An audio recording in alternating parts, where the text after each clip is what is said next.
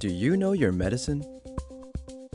Weed Maps and SC Laboratories bring you an educational series on the science of clean and safe cannabis. Today's cannabinoid profile is on cannabidiol. Cannabidiol, or CBD for short, is the second most prominent compound found in the cannabis plant. A lot of the medical benefits of cannabis that are attributed to THC or other cannabinoids are actually due to the CBD content of the cannabis. It has very strong anti-inflammatory properties. And not only does it help suppress inflammation, but there was a study that showed that it also helps the body to not make the chemical that causes inflammation, so it actually has somewhat of a preventive role. Cannabidiol has also been found to have anticonvulsant properties in that it can reduce the seizure threshold for a number of patients. I've had my own patients who have said that once they started using CBD-rich strains, they have found that they have had less episodes of their seizures. CBD is synthesized in the plant through the same pathways as THC, CBC. It starts out as geranyl pyrophosphate and olivetolic acid. Those two compounds join together through an enzyme-catalyzed reaction. Cannabigerolic acid, CBGA, is the starting material for CBDA, THCA, and CBCA.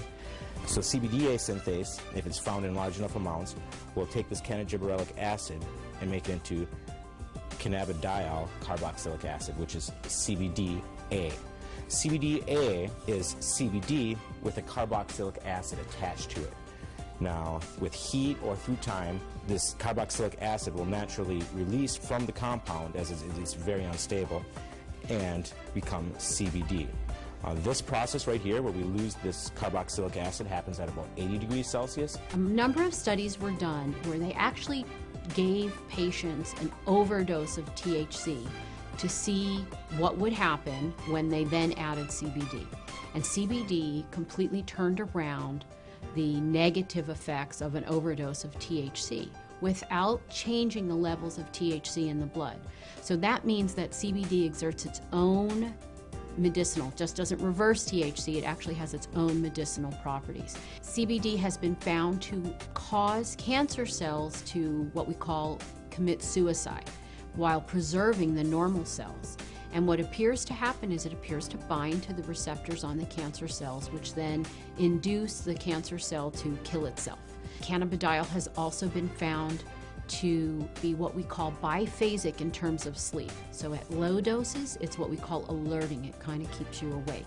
At higher doses, it can be very sedating and cause you to sleep. But what's nice about that is you can control whether or not you are alert or you're feeling tired. When I started testing cannabis about 2 or 3 years ago, we saw virtually no high CBD plants. Almost every plant we tested was high in THC, anywhere from 10% to 20% THC, with some outliers on either end.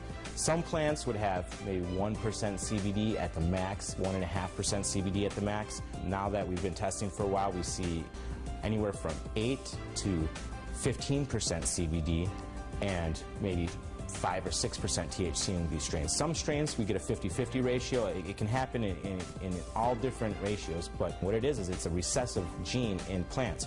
So we have breeders have to actively go and try and breed this back into these plants and find these high THC plants that might have that high CBD gene locked away and breed them together and see what they find. And really the only way you can know if it's high CBDA is to test it. With testing and growers or breeders having access to that knowledge base, we see them coming back and reversing some of the trends of the last 30, 40, 50 years and breeding the CBD back into the plants. Now, there have been a number of studies that have looked at cannabidiol, CBD, exerting a protective property to damaged neurons. And it appears that in the studies, CBD protects the nerves by inhibiting the process by which nerves are damaged. CBD has also been shown to protect against brain injury. When patients or lab animals have had a brain injury, CBD appears to protect the brain from damage that occurred to the nerve cells. The studies have shown that it can actually fight MRSA, which is methicillin-resistant Staph aureus, a notorious bug that is resistant to a number of antibiotics. A topical application of cannabis was able to fight the infection, and the MRSA was eradicated from that infection site. SC Labs tests for CBD with a high-performance liquid chromatograph, also known as an HPLC. There's two different ways you can test for cannabinoids. It's either with an HPLC or with a GC. If you hear of someone testing with other methods, it's probably not a scientifically validated method. But the problem with the GC is that the GC uses heat to test for these cannabinoids. And as I said earlier, all the acidic cannabinoids are very sensitive to heat. So the GC can give you no information about the acidic cannabinoids. It can only tell you about the non-acidic cannabinoids. The heat is decomposing these compounds. It's definitely decarboxylating all of them. And you're trying to measure it as these compounds are in a state of flux. And that's just, it's kind of fuzzy. So we use the HPLC because it keeps the cannabinoids in their natural state. They're in their liquid state. There's no alteration. There's no heat or anything like that happening. And so we get a much more accurate and a much more realistic picture of what's actually in the sample that we're testing. One of the important things for people to understand about cannabidiol is it is not psychoactive. That means it does not change your mood, your mentation, the way that THC has psychoactive properties and can actually cause what we call the high. CBD does not do that. For patients who are not interested in the THC effect but are interested in the CBD effect, this is a terrific choice for them to have.